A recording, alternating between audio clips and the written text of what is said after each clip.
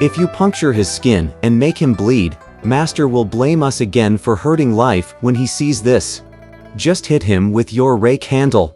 Accordingly, our idiot lifted the rake handle and gave the monster a blow with each step he took, while Pilgrim pulled him in front by the trunk. Like two elephant tenders, they herded the monster down the slope, where Tripitaka stood waiting with unblinking eyes. When he caught sight of them approaching noisily, he called out, "Wujing, can you see what it is that Wukong is dragging along?" Sha Monk took one look and said, smiling, "Master, Big Brother is pulling a monster spirit by his trunk.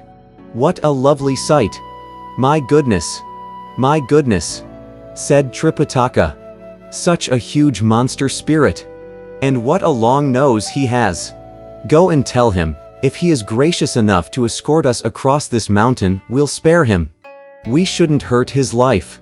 Hurrying forward to meet them, Sha Monk said in a loud voice, "Master says not to hurt him if that fiend is willing to escort us across this mountain." On hearing this, the fiend immediately went to his knees and made a sort of wheezing reply. Since his trunk was gripped by Pilgrim, you see, he sounded as if he had a severe cold. "Venerable Father Tang," he huffed, "if you're willing to spare my life, we'll fetch a palanquin to escort you."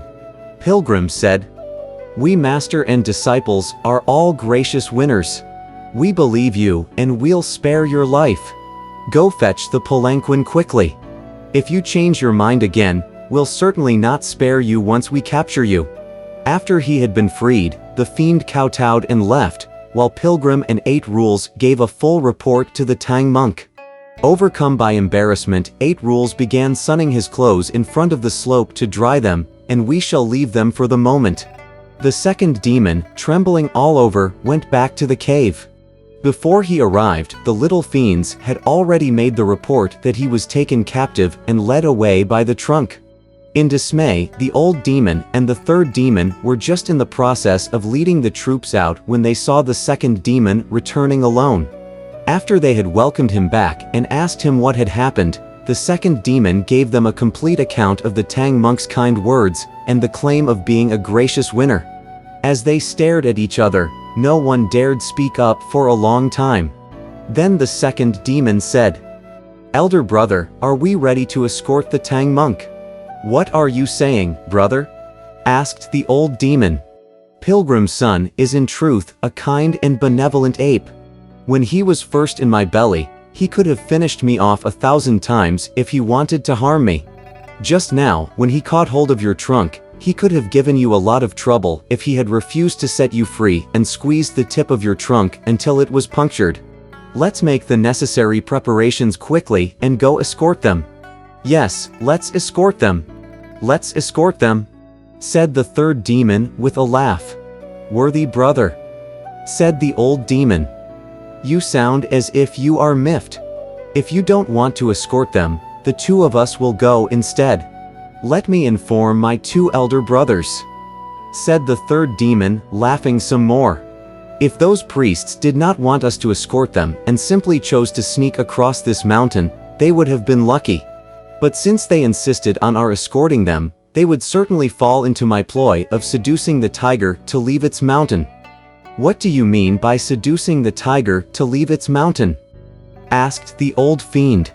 "Call up all the fiends in our cave," replied the third fiend.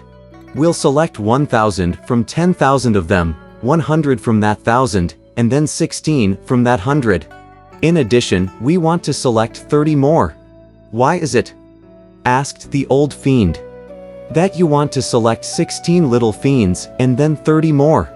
The 30 little fiends," replied the third demon, "will be selected for their culinary skills.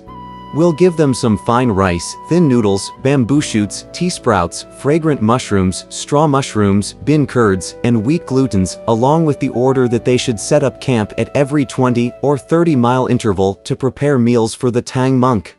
"And what do you want the 16 fiends for?" asked the old fiend. "8 of them will haul the palanquin," said the third fiend, "and 8 will shout to clear the way. We 3 brothers will accompany all of them for a distance. Some 400 miles west of here will be my city, where I will have my men and horses to relieve us. Once we get near the city, all we need do is this, and this, so that those master and disciples will have no chance at all to look after each other. If we want to seize the Tang monk, we'll have to rely on those 16 demons to bring us success." When he heard these words, the old fiend could not have been more pleased.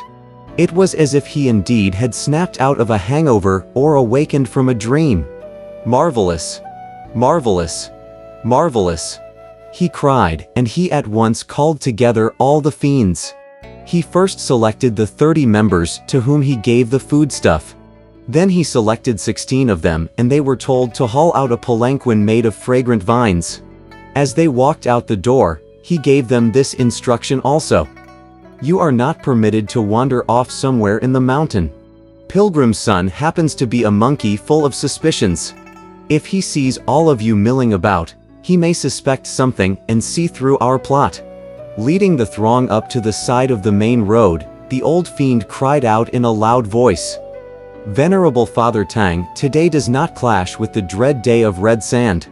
We are here to invite the Venerable Father to cross this mountain." On hearing this, Tripitaka said, "Wukong, who are those people that are calling me?" Pointing with his finger, Pilgrim said, "That's the monster spirit old monkey subdued. He has brought a palanquin to escort you." "My goodness! My goodness!" said Tripitaka, his palms pressed together as he bowed to heaven. "If it hadn't been for the ability of my worthy disciple, how would I be able to proceed?" He then went forward to salute the various fiends, saying, "I am greatly beholden to your love. When this disciple returns eastward with the scriptures, he will proclaim your virtuous fruits to the multitudes of Chang'an." As they kowtowed, the fiends said, "Let the Venerable Father ascend the carriage." Being of fleshly eyes and mortal stock, that Tripitaka did not perceive that this was a trick.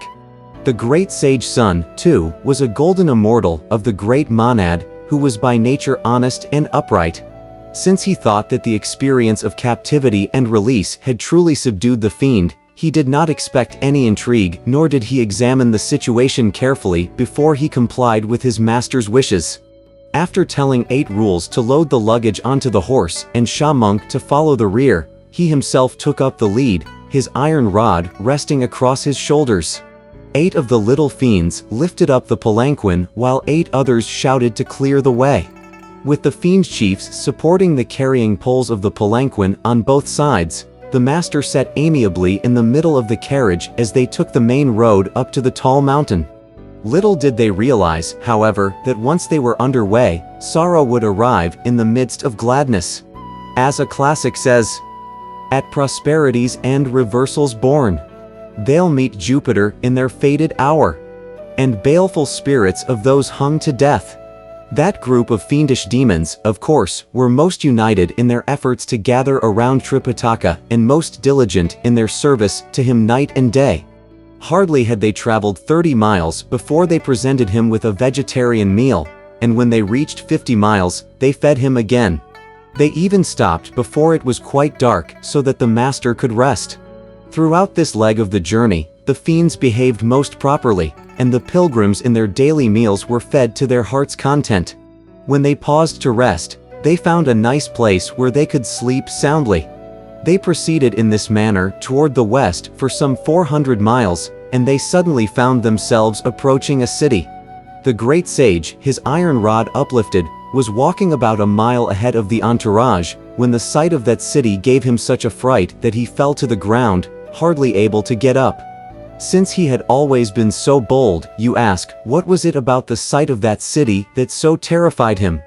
He discovered, you see, that the city was full of vicious miasmas.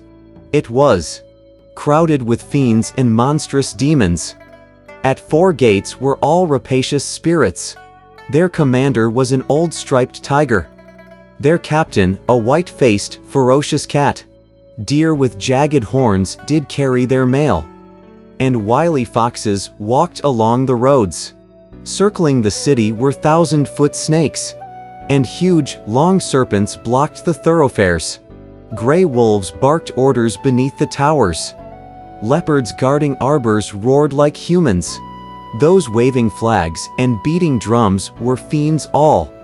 Watchmen and patrol, all mountain spirits. Cunning hares opened doors to ply their trade. Wild boars toted their loads to do commerce. This in years past was a great and noble court.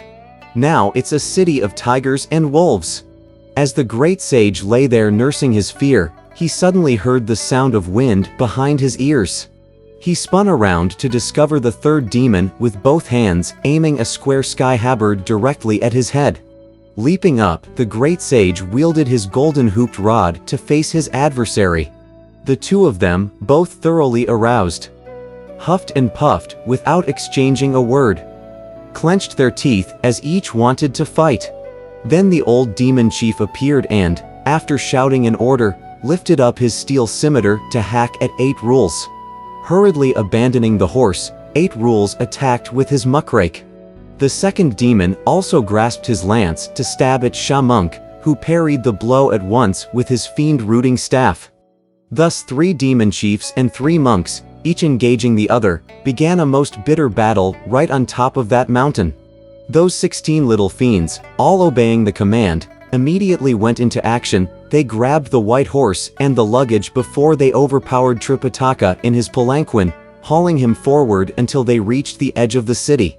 "By the scheme of our father great kings," they shouted, "we've caught the Tang monk here." Those monster spirits in the city, old and young, all ran down and opened wide the city gate. At the same time, they immediately gave the order that all the banners should be rolled up and the drums stopped. There were to be no battle cries or the beating of gongs. The great king had told us before. They said that we were not to frighten the Tang monk. The Tang monk could not withstand fear, for once he was frightened, his flesh would turn sour, and he wouldn't be good to eat. All those fiends, in great delight, beckoned Tripitaka. Each bowing, they received the master priest. They took the Tang monk and his palanquin, and carried him right up to the Hall of Golden Chimes, where they invited him to take a seat in the center and presented him with tea and rice. As they swarmed all over him, the elder was in a daze, for not a single person familiar to him met his sight. We do not know what will happen to his life. Let's listen to the explanation in the next chapter.